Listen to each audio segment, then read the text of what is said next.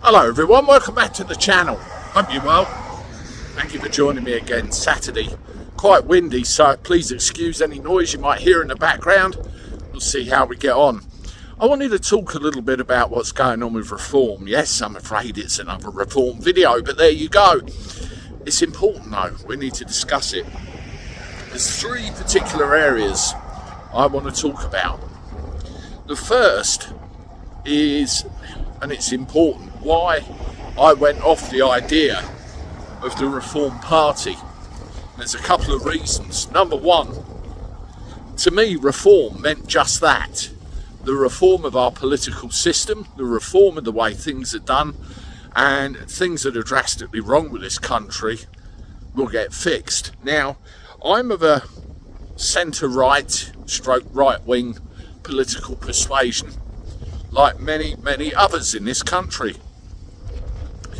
And that's the way reform presented itself when it was on the campaign trail and everything else. And there's been occurrences, many lately, where Nigel Farage has turned around and said that reform aren't left, they're not right, they're common sense. Well, everybody's got a bit of common sense, but if you're not left and you're not right, what are you? You're centrist.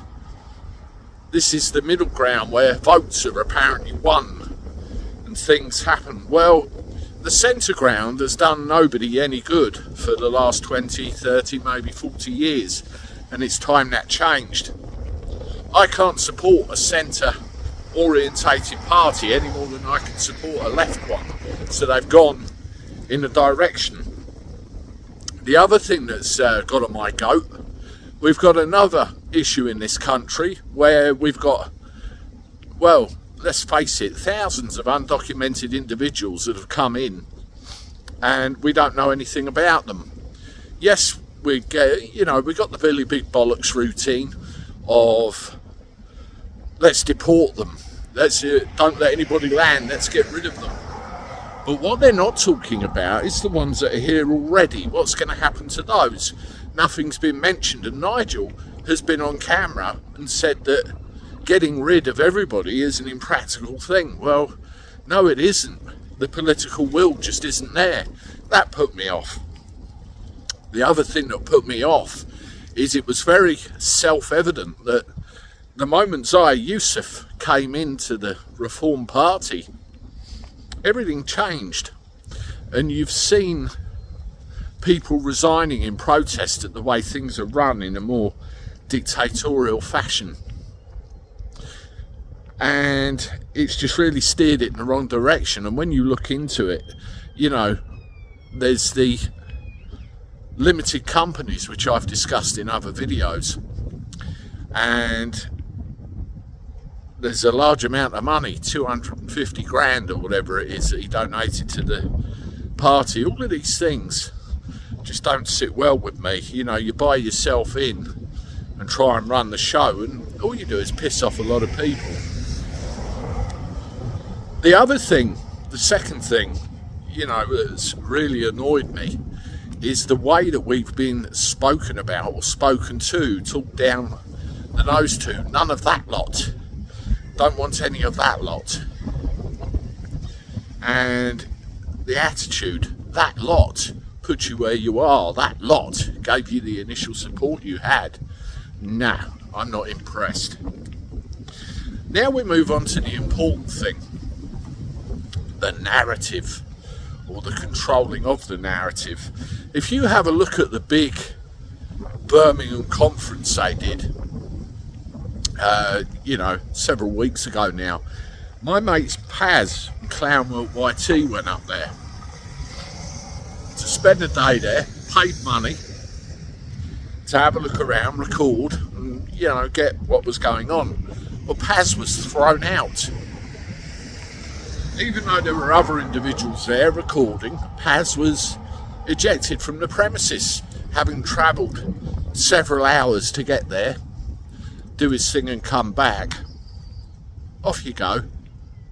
Femi wasn't even let anywhere near the place. I can understand with him, but Paz... Now, myself, like Paz, we've been very critical about reform. I'm probably on a list as well. You see that Cabby come anywhere near, don't let him in. It's a shame because at one point I did support them. Another thing that really got to me was they're all Unionists, you know, United Kingdom. No talk about England, no talk about Scotland, Wales, the individual countries that make up the Union. You know how disadvantaged England is, how disadvantaged England becomes. Not great. Well, let's move on to the big doozy, shall we? Dan Wooten. Dan Wooten is a proper journalist. Me, I'm just a commoner garden guy that walks down the street talking into a phone and people watch. 140,000 subscribers now, thank you very much. I appreciate the support. Well, Dan Wooten has sources and he has information all over the place. And he dared to speak out about Zia Yusuf. And Zia Yusuf decided to jump on the bandwagon and attack. Have a look at this tweet here.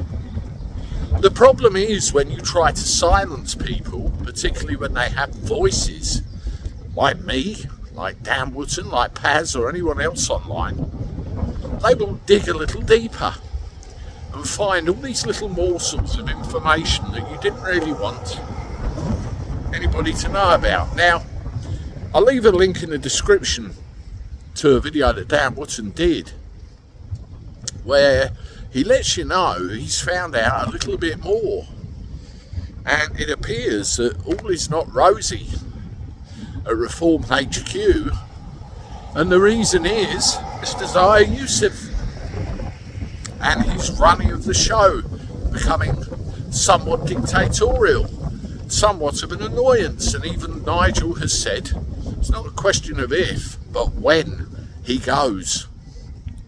Well, that's one of the biggest problems with Reform right there.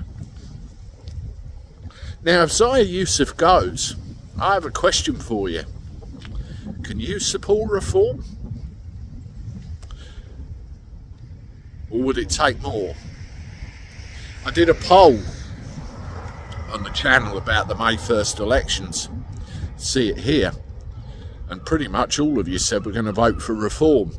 I think that's the right thing to do in the May 1st elections, because Starmer needs to know with no uncertain terms that he can't have it all his own way.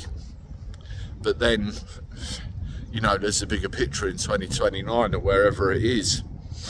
I can't support them anymore because I think too much damage has been done, and as I said, I've nailed my colours to the mast. They're white and red.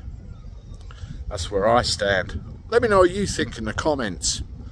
Bit of a waffly one, this. Please subscribe to the channel if you haven't done so. Hit the like button. Have a look at these videos on this very windy day. And I look forward to talking to you soon. Toodaloo.